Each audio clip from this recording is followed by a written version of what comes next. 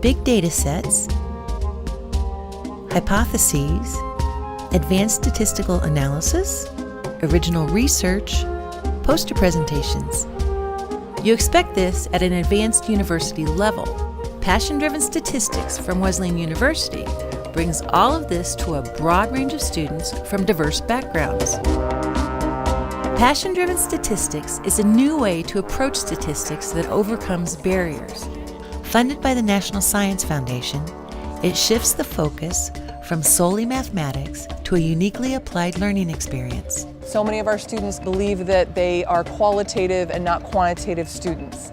And this experience can unfold in a way that allows them to see themselves differently. This makes statistics memorable because you really have to immerse in your project. Students are free to choose their own projects to reflect their interests. They learn new ways of looking at data.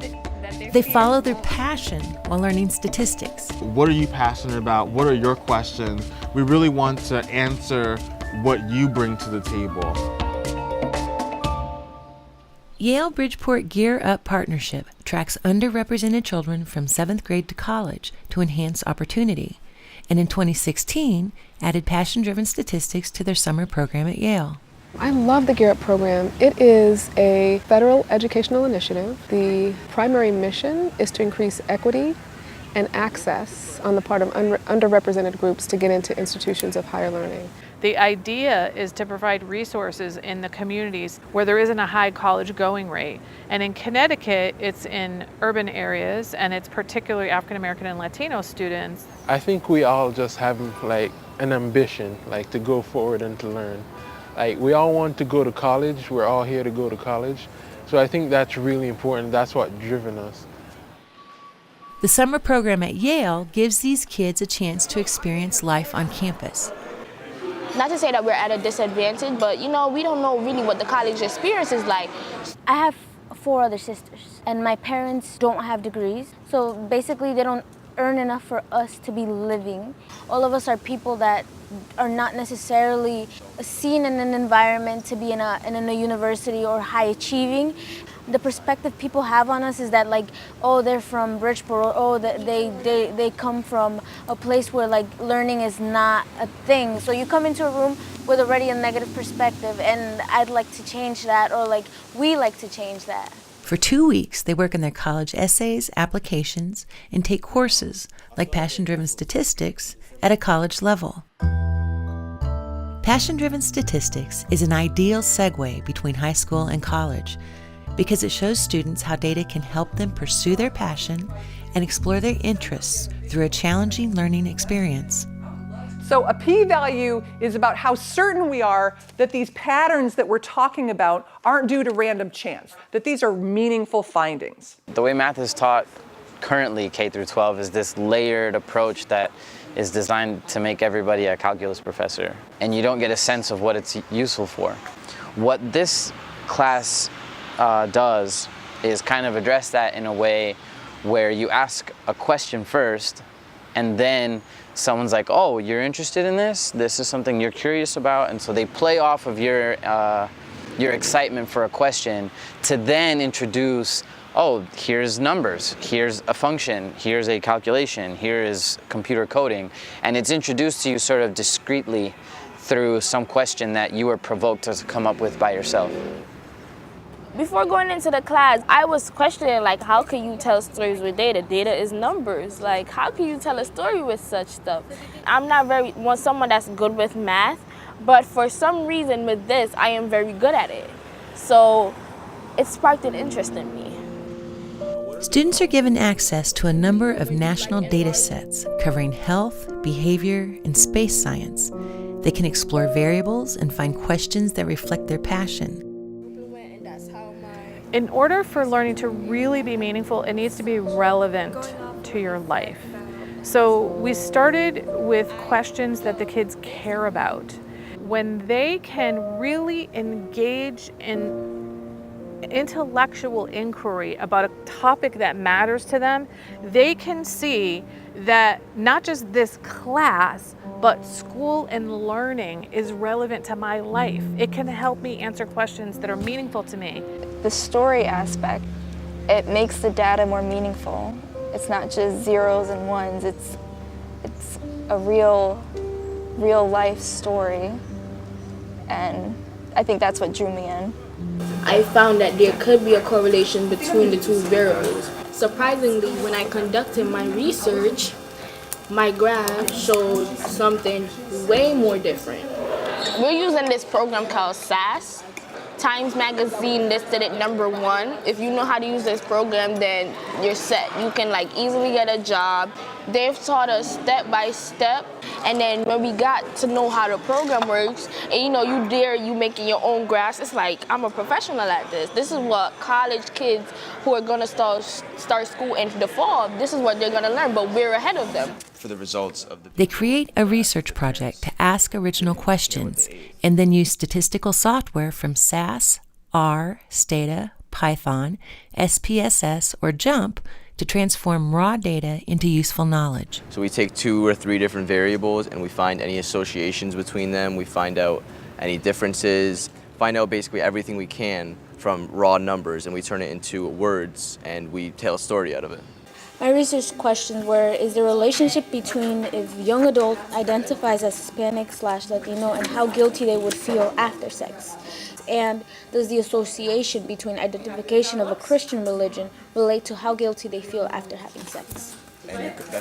Human nature often is a little trifling, and I feel like people still do it, but they end up with bad results. That's why people are still in poverty, because they were not taught how to protect themselves against unwanted pregnancies or disease, and that's how they're kept in the cycle of poverty and disease and all that.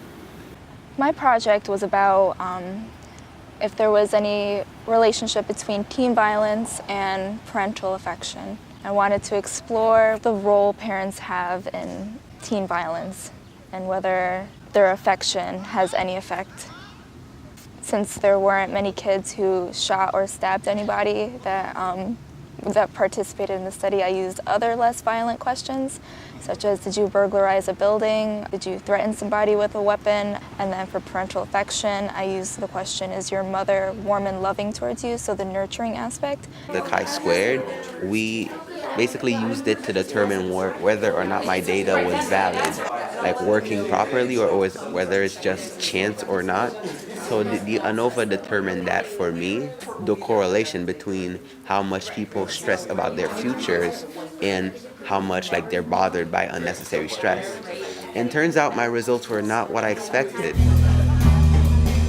The course culminates in a poster session where each student shares their story with visitors and with each other. Even though they all felt it was a challenge, really understanding the mathematical piece of it, it connected. I found that as parental affection, mother and father, as that increases, the level of violence decreases. So my research questions were, is there a relationship between marijuana smoking quantity and depression? So if you're depressed or not depressed, does it make a difference?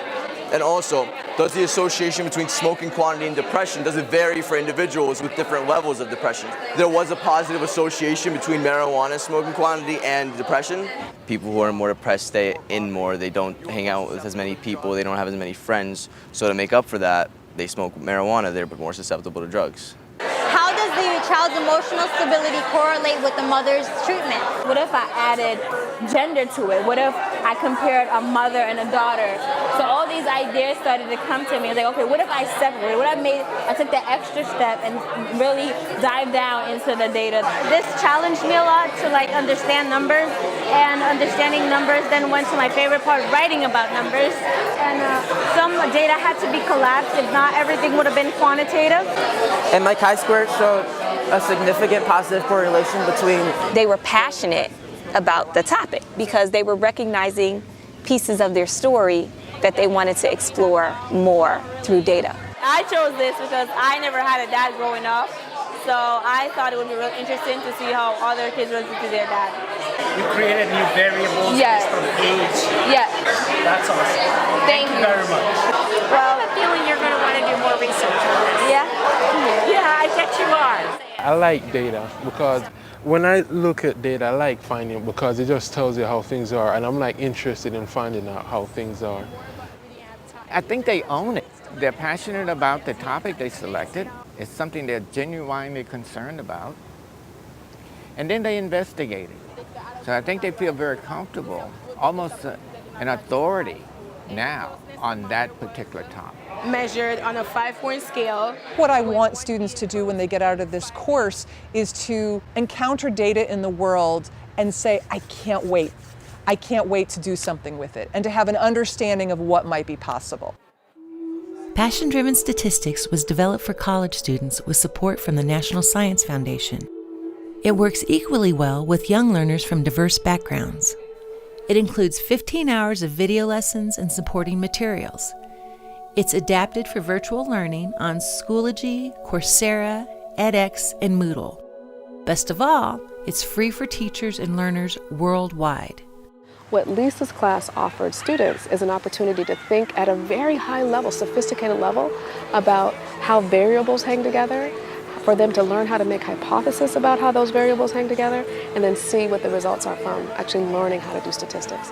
Find out why passion-driven statistics is changing the way students learn and opening doors that many thought were firmly shut. They're going to possibly master, but at least become acquainted with a skill that they never had before. It's going to help them change their minds about what they're capable of, change their minds about what are options for them for careers. I'm getting to realize that the things I thought I didn't like may not be so. If I just put my mind to it, I might have a liking for it. Tell the people who say we can't do it that we did it, and show it to them that we are capable of doing what we can. What Lisa has demonstrated over the past 9 days is a project-based program. It's challenging, but it's the missing link in high school. Passion-driven statistics. Bring the passion to your college or high school. This has changed the way that I view the world. This changes the way that I hear about research and literature. It changes everything.